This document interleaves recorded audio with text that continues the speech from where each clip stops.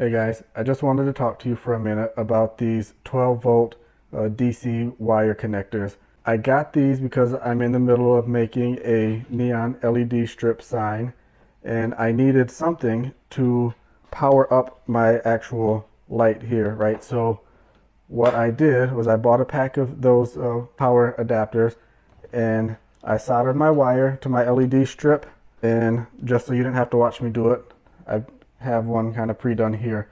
So it's more of a heat shrink tubing that I put around it.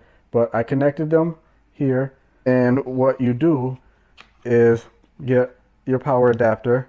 They seem to be pretty universal. I didn't have any problem with fit on it. So solder this on and you just plug it in and it fits really easy. Then I'll go ahead and plug in my power so you can see that they actually work.